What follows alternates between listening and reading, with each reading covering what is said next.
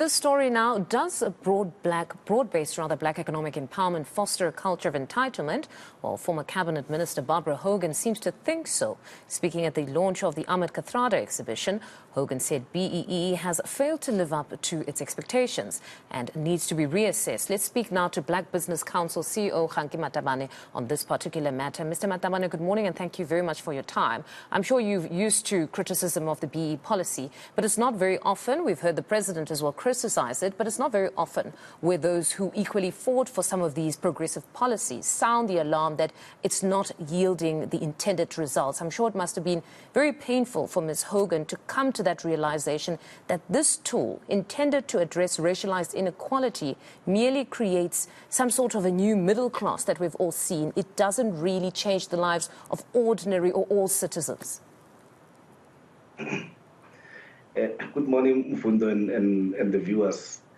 I think it's very unfortunate that someone who was a cabinet minister who had an opportunity to implement broad-based black economic empowerment properly comes and criticizes it after they've left government. I think it could have been much better if she used her power to criticize it so that she can improve it while she was still in government. It's very unfortunate that she's doing it now when she doesn't have much power, which then tells you that there was no way she was going to empower black businesses while she was there because she didn't understand the BEE.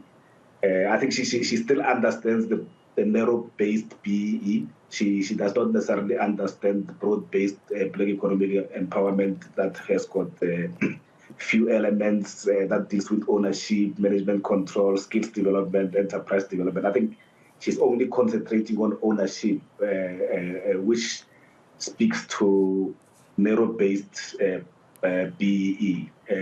We're not necessarily saying BEE is working the way it was supposed to work, but I don't think it's helping us for a former cabinet minister who had an opportunity to empower black people to come in and criticize it when they don't have power anymore.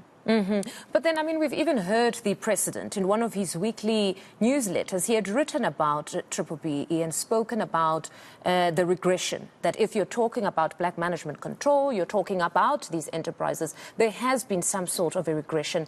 And even though he has said BEE is part of the economic recovery plan, they need to push for it. But he has also conceded that it hasn't yielded the results that it was intended to yield.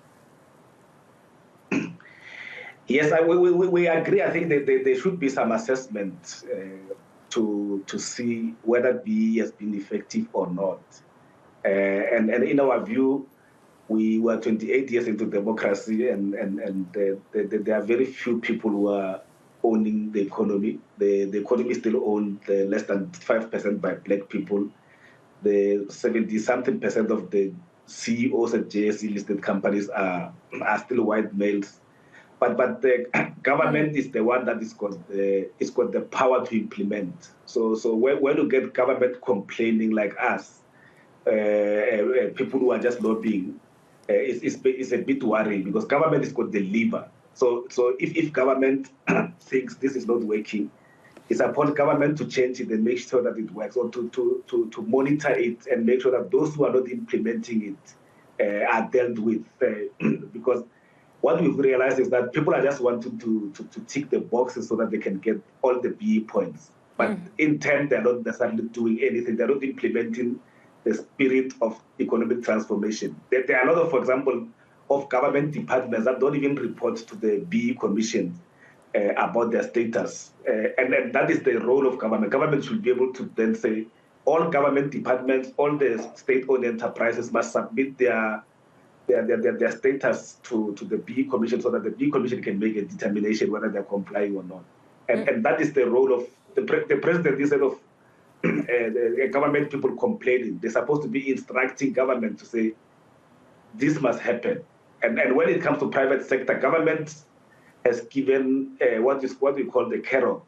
They must now give the stick to say those who are not implementing economic transformation must be dealt with. There must be tougher legislation to make sure that this thing happens. But you have the audience of the president and even some of these ministers at a forum. In many instances, you gather in same rooms and you give them some of these proposals. But to this day, there is no change for ordinary citizens who hear of BEE and never actually got to be recipients of this. Feel that perhaps it should be done away with? No, it shouldn't be done away with. Remember what the objective of BEE is. The objective of BEE is to make sure that the economy or the ownership of the economy reflects the demographics of South Africa. And at the moment, it doesn't. So that will only happen when more than 80% of the economy is owned by black people. The management of companies are 80% black, and everything else reflects the demographics. But at the moment, it doesn't. And we're still very, very, very far. Probably maybe within the next 100 years, things are not going to change. So you are not going to find anyone then saying BEE must come to an end. It's not possible. You know, I once listened to the president stating or clarifying that when we have perhaps black business people getting tenders from government, really the intention behind this is for them to get the capital beyond that particular tender that was awarded and to start something solid for themselves. But what we're seeing now is continuously the very same companies that were awarded tenders keep coming back. There is no creation of black industrialists. There's no functional sort of a business where you can walk in and they start to service the private sector. The business remains with government for them, where they're always going back to the queue to get the same tenders. Are you trying to assist in changing that mentality that this is the capital to go and start something sustainable out there and allow for other young black people, women and the youth in particular, to also get something to start their own businesses that will then service ordinary citizens, not government as the main client? Yeah, I agree with what you said, but I think it's always important to analyze the problem properly. Otherwise, we're going to solve the wrong problem. The problem is not those companies. The problem is that private sector companies are holding these opportunities. They are giving these opportunities to only their friends. So they are not opening the market for new entrants. If you go to most of the private companies, you're going to find that the suppliers have been there for more than 50 years, and they are not opening up for these black companies, women-owned companies, youth-owned companies to enter private sector.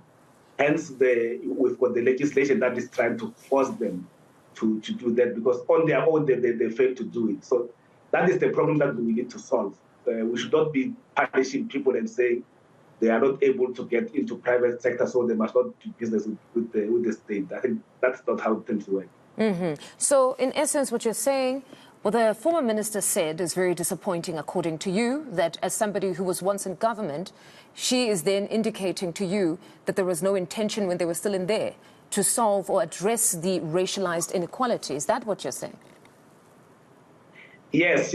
When she had power to empower black people, empower women, empower people living with disabilities, she should have done it. If she didn't believe in black economic empowerment, she should have refused to be deployed there. So she got deployed there.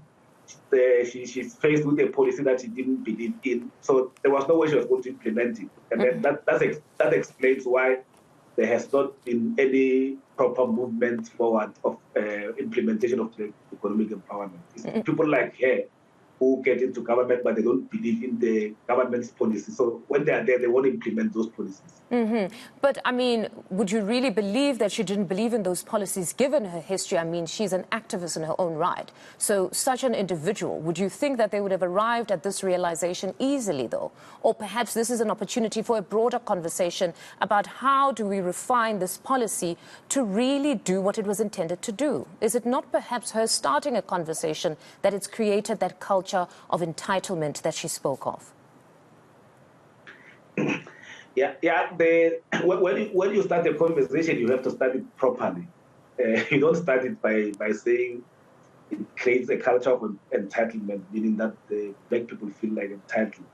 So I think if she wanted to start a conversation, she should start it properly. She should not start it by calling people names. Mr. Matabane, thank you very much, though, for your insights. That was Black Business Council CEO Kganki Matabane.